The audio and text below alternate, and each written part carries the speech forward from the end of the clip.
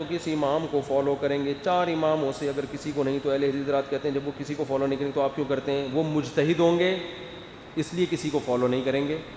تو جو مجتہد ہے وہ کسی کو فالو نہ کرے, جو مجتہد نہ ہو وہ مجتہد کو فالو کرے. اس کی دلیل یہ کہ حضرت عیسیٰ اور امام مہدی جب آئیں گے اگر وہ مجتہد ہوں گے, جیسے ظاہر ہے کہ مجتہد ہی ہوں گے وہ, تو اب ہمارا اہل حدیث حضرات سے سوال یہ ہوگا کہ اب بھی آپ خود اجتہاد کریں گے یا ان کی تقلید کریں گے؟ ہم کہتے ہیں اب آپ کو حضرت عیسیٰ کی تقلید کرنی پڑے گی. مجتہد ہوں گے, قرآن و سنت کا علم رکھتے ہوں گے, ان کی موجودگی میں آپ یہ بولو گے کہ میری تحقیق یہ ہے, میں آپ کی تحقیق نہیں مانتا, میری اپنی تحقیق یہ ہے, کہ تو میرا خیال ہے حضرت عیسیٰ پھر آپ کو چھوڑیں گے نہیں. تو ہم اس وقت امام ابو حنیفہ کی تقلید چھوڑ کر کس کی تقلید شروع کر دیں گے؟ حضرت عیسیٰ کی, کیونکہ ہم کہیں گے کہ امام حنیفہ سے زیادہ بڑے مجتہد آ گئے. اور حضرت عیسیٰ کسی کی تقلید نہیں کریں گے کیونکہ وہ خود کیا ہوں گے؟ مجتہد. جیسے کہ امام حنیفہ کسی کی تقلید نہیں کرتے تھے, لیکن امام حنیفہ اس وقت تقلید نہیں کرتے تھے جب وہ مجتہد بن گئے تھے. جب تک مجتہد نہیں تھے وہ بھی تقلید ہی کیا کرتے تھے.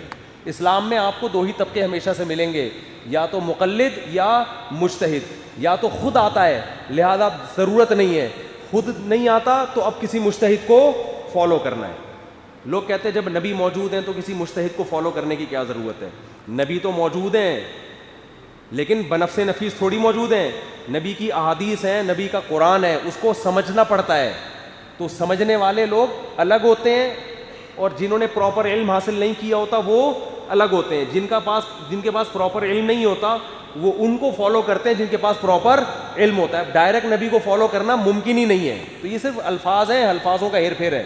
اور میں جانتا ہوں اہل حدیث بھی لازمی تقلید ہی کر رہے ہوتے ہیں اپنے علماء کی, لیکن اس کو نام تحقیق کا دے رہے ہوتے ہیں. وہ تو سب ہی کر رہے ہوتے ہیں, وہ اپنے عالم پر اعتماد کر رہے ہوتے ہیں.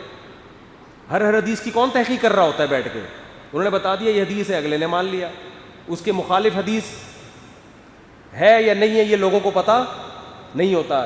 یہ منسوخ ہے, ناسخ ہے. یہ اگر آپ تحقیق کرنے پر آ گئے نا تو ایک رفع الیدین کے مسئلے کی تحقیق میں آپ کو کئی مہینے چاہیے.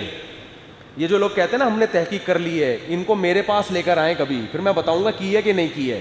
درجنوں حدیثیں ان کی نظروں سے اوجھل ہوتی ہیں, حدیثوں کے ترجمہ تک نہیں پتہ ہوتا ان کو. تو ہر آدمی تقلید کر رہا ہے. کچھ مان لیتے ہیں کہ ہم کر رہے ہیں, کچھ مانتے نہیں ہیں کہ ہم تقلید کر رہے ہیں. بس وہ اپنے آپ کو محقق کہہ رہے ہوتے ہیں کہ ہم تو کسی کی تقلید نہیں کر وہ بھی رہے ہوتے ہیں. فرق یہ ہے کہ مجتہد کی کر لو یا 15ویں صدی کی کسی مولانا کی کر لو.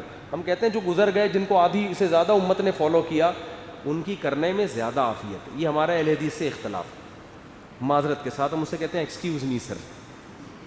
باقی ہم ان کو نہ جہنمی کہتے ہیں, نہ ان سے نکاح کو حرام کہتے ہیں, نہ ہم ان کو یہ کہتے ہیں کہ یہ جو ہے وہ دائرہ اسلام سے خارج ہے. یہ اختلاف ہے ہمارا. جہاں اتنے اختلاف ہیں وہاں ایک اور سے, تو کیا ہو گیا اس میں؟ ایسے کو گھبرانے کی کیا بات ہے؟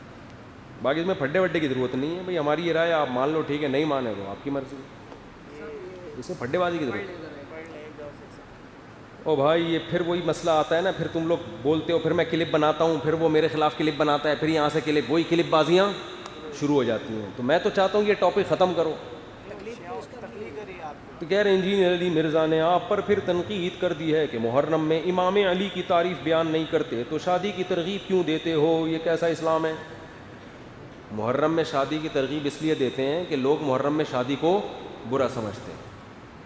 اگر آپ کو حضرت امام حسین محرم میں شہید ہوئے تھے تو اس مہینے میں جس میں امام حسین شہید ہوئے شادی کرنا کتنا برا کام ہے.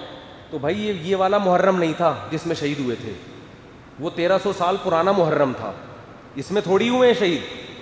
اور اگر محرم میں شہادت کی وجہ سے نکاح حرام ہے تو سفر میں بھی کوئی صحابی شہید ہوئے ہیں, ربیع الاول میں بھی ہوئے ہیں, ربیع الثانی میں. ربیع الاول میں تو رسول اللہ صلی اللہ علیہ وسلم کا انتقال ہوا ہے, یہ تو زیادہ بڑا غم ہے. پھر ربیع الاول میں شادی بھی کیا ہو گئی؟ بولو نا, پھر تو وہ بھی شادی ناجائز ہو گئی. اور پھر آگے ربیع الثانی میں بھی کچھ ہوا ہوگا, آپ تاریخ کی کتابیں اٹھائیں تو کوئی نہ کوئی صحابی کا انتقال ہوا, کوئی شہید ہوا, کوئی کسی پیغمبر کی شہادت ہوئی. تو یہ تو یکم محرم سے لے کے 29-30 ذی الحجہ تک اسلامی تاریخ میں کوئی بھی ایک بھی ایسا دن نہیں ہے جس دن کوئی غم زدہ واقعہ نہ ہوا. ایک صاحب نے میرے خلاف کلپ بنایا کہ یہ کہتا ہے محرم میں شادی کرو. میں کہتا ہوں محرم میں بھی کرو, سفر میں بھی کرو, جب رشتہ مل جائے اس وقت کرو. یہ نہیں میں کہہ رہا کہ ذی الحجہ میں شادی ہونے والی تھی تو محرم میں ڈیلے کر کے اسپیشل محرم میں کرو, یہ میں کبھی نہیں کہتا. بھائی شادی آپ کی ذی الحجہ میں طے ہوئی ہے, آپ خام خواہ میں ڈیلے کر رہے ہیں محرم میں, یہ تو غلط ہے نا بھائی. اگر محرم میں موقع مل رہا ہے تو محرم میں کر لو, سفر میں موقع مل رہا ہے تو سفر میں, ربیع الاول میں موقع مل رہا ہے تو ربیع الاول میں, جب موقع مل رہا ہے اس وقت کرو. کسی مہینے کو منحوس سمجھ کے نکاح کو اس بیس پہ ڈیلے مت کرو. ہم یہ نہیں کہہ رہے کہ ساری شادیاں ہم محرم میں رکھ لیں جا کے, جب موقع مل رہا ہے اس محرم میں آسانی ہے تو محرم میں کر لو. تو کسی نے میرے خلاف کلپ بنایا کہ کسی کے باپ کا انتقال ہوا ہو تو کیا اس وقت تم شادی کرو گے؟ بھائی باپ کا انتقال جب ہوا ہو اس وقت تو غم پہنچا ہے, اس وقت کوئی بھی شادی نہیں کرتا. لیکن باپ کا انتقال پچھلے سال محرم میں ہوا تھا اور آپ کہہ رہے ہو اس محرم میں شادی نہیں کروں گا, ایسا اسلام میں کہیں بھی نہیں ہے. وہ تو پچھلے سال والا محرم تھا, پچھلے سال والا ربیع الاول تھا, پچھلے سال والی جنوری, پچھلے سال والا فروری. اگلے سال تو بالکل وہ 3 دن تک تعزیت ہوتی ہے نا, سوگ ہوتا ہے, اس کے بعد تو آپ آزاد ہیں. تو حضرت امام حسین کی شہادت جس محرم میں ہوئی تھی وہ یہ والا نہیں تھا, وہ 1200-1300 سال پرانا محرم تھا.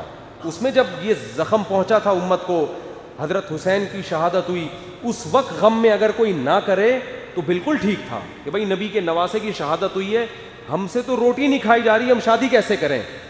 اس بیس پہ اگر کوئی اس وقت نکاح کو ڈیلے کرتا ہے یہ بہت اچھا کام تھا. واقعی غم میں یہ کام نہیں ہوتے. اگلے سال والا محرم وہ والا محرم بولو نا بھائی نہیں ہے. وہ تو اب یہ تھوڑی کہ ہر محرم میں ایسا نہیں ہوگا. تو ایسے تو اسلامی تاریخ میں ہر تاریخ, ہر مہینے میں کوئی نہ کوئی غم انسان کو پہنچا ہوتا ہے. تو کسی کے باپ کا انتقال پچھلے سال ہوا تو اس سال تو وہ لازمی شادی کرتا ہے, کہتا ہے یار وہ پچھلی فروری میں ہوا تھا, اس فروری میں تھوڑی ہوا ہے. تو یہ اسلام کی بات میں آپ سے کر رہا ہوں کہ آپ کو سمجھ میں نہ آئے تو آپ نہ فالو کریں, لیکن طنز کرنا اور تانے دینے کی بالکل ضرورت نہیں ہے. باقی رہا یہ مسئلہ کہ محرم میں حضرت علی کی تعریف بیان نہیں کرتے, یہ غلط ہے. میں نے محرم میں حضرت حسن کی بھی تعریف پر میرا کلپ درسقرآن.com میں ہے, اور اس کے نیچے لوگوں کے تبصرے ہیں کہ اتنا شاندار حضرت حسن اور حضرت حسین پر ہم نے اتنا بہترین ویڈیو بیان آج تک ہم نے نہیں سنا. لوگوں کے کمنٹس ہیں اس پہ, درسقرآن.com سے ریکارڈ کروائے. حضرت علی کی فضائل پر میں نے بیان کیا GTV میں, انہوں نے بھی مجھے یہ کہا کہ ہم نے اتنا شاندار اوتھینٹک مستند احادیث سے اتنی زبردست فضیلت فرسٹ ٹائم سنی ہے. تو یہ آپ کو علم نہیں ہے, آپ چند بیانات سن کے فیصلہ نہ کیا کریں.